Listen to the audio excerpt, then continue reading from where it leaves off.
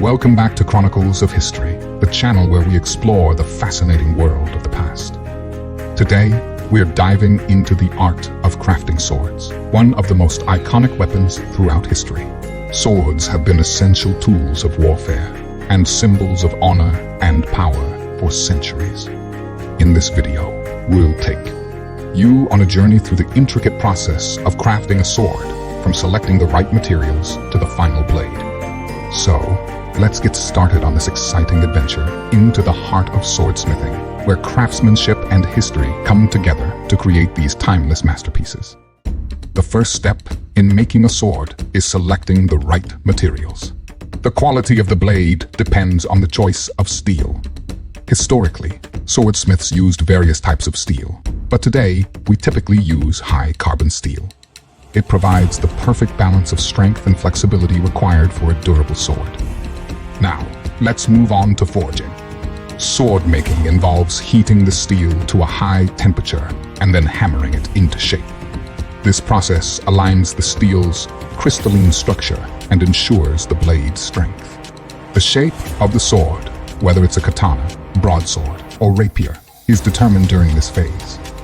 After forging, the blade is heat-treated through a process called tempering. This involves heating the sword again and then cooling it rapidly. The tempering process strengthens the blade and gives it its characteristic flexibility. With the basic shape formed, the swordsmith meticulously grinds and sharpens the blade. This step is crucial for achieving a razor-sharp edge.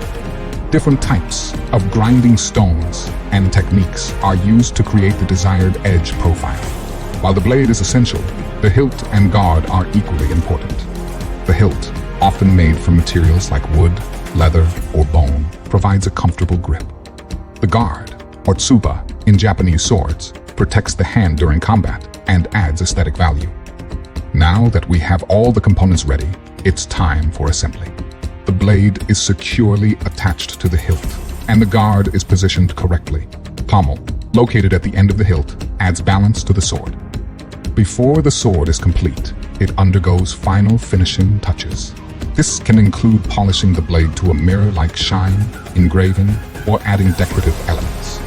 These details not only enhance the sword's appearance, but also showcase the swordsmith's artistry.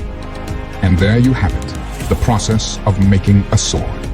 It's a painstaking and skilled craft that has been perfected over centuries. Swords hold a special place in history, representing both artistry and combat prowess. If you enjoyed this video, don't forget to like, subscribe, and hit that notification bell to stay updated on our historical journey here at Chronicles of History. Thanks for watching, and until next time, keep exploring the past.